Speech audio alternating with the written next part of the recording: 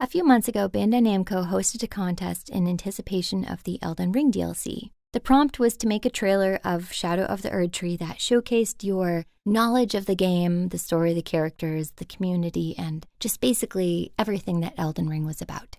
The grand prize was a life-size statue of Mesmer the Impaler. They had this big virtual award ceremony to announce all of the winners, and I ended up winning first place.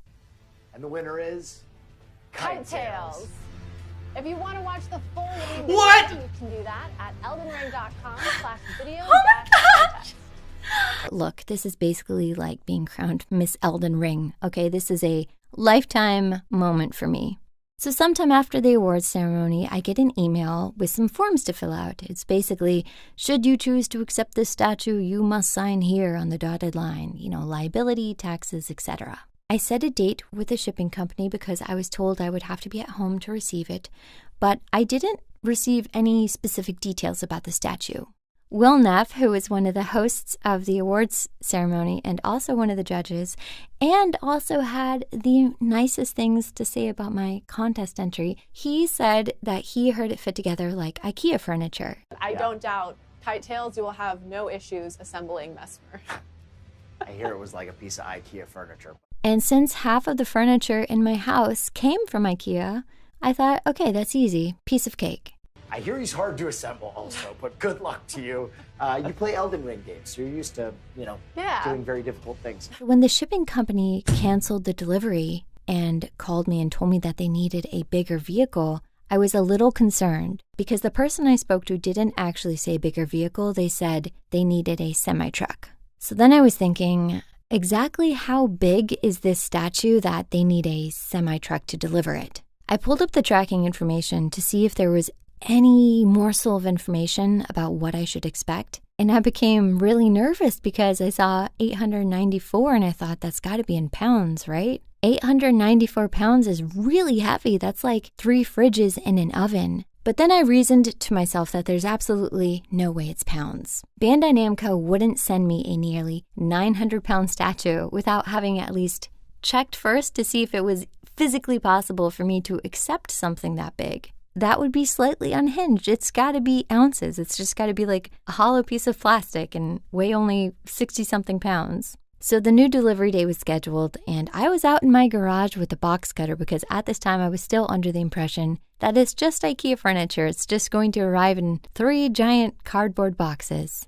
So when the driver pulled up in his semi-truck and lowered the platform and wheeled into my garage this gigantic case and told me that this was only number 1 of 3, I was very, very apprehensive. And I asked him if he would be back later to pick up these crates because surely these belong to the shipping company.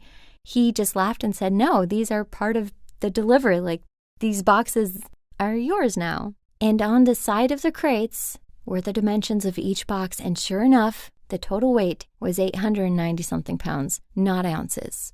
Originally, I had planned on doing a live unboxing and doing a cute live stream and building it together with everyone. Wait, guys, I will make a video we will put the statue together in our living room. But once we saw how big these cases were, plans changed because there was no way those boxes could fit through a door. This would have been an impossible feat for just one person to accomplish. You can't even lift the lids off those boxes with just one person because of how wide and how heavy they are. So thank goodness that I had some help, because if I was a single gamer gal, Mesmer would still be in those boxes.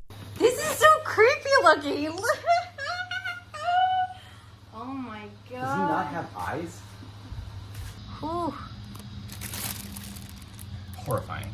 One of my retired neighbors stopped by and asked what on earth had been delivered because it looked crazy in the garage.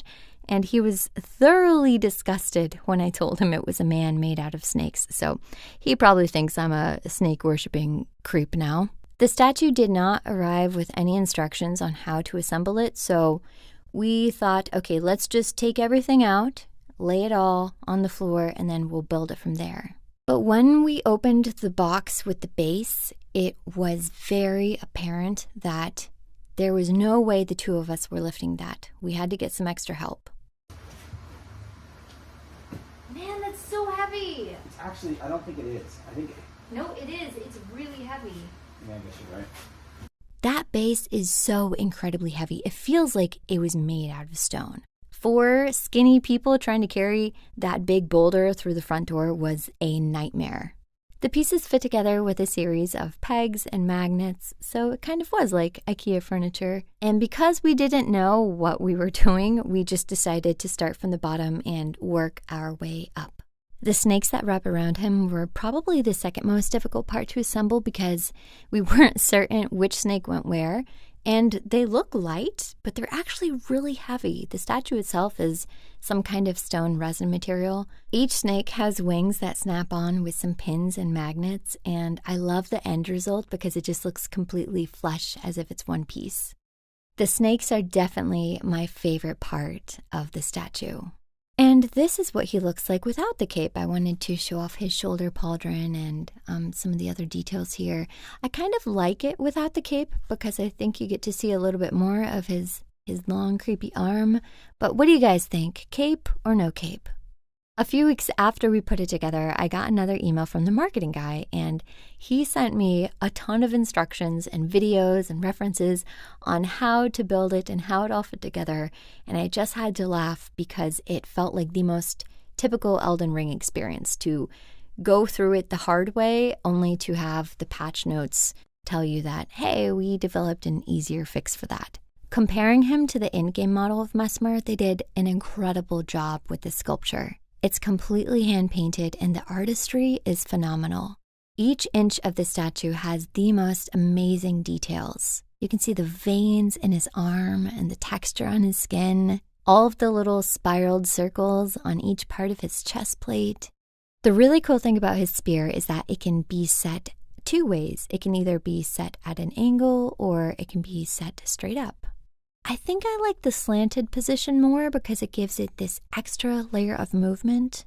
He's already hunched over menacingly, but him dragging the spear behind him feels so much more intense. It is still so surreal to me that I own this, and I cannot believe Bandai Namco put him in a box and slapped my name on it and sent it all the way to my house. It's going to be difficult for anything to ever top how incredibly epic this entire thing has been. I'm so unbelievably grateful that they made this possible, and he is hands down the coolest piece of gaming memorabilia that I will ever own. And that is your world exclusive behind the scenes look at my life-size Mesmer the Impaler.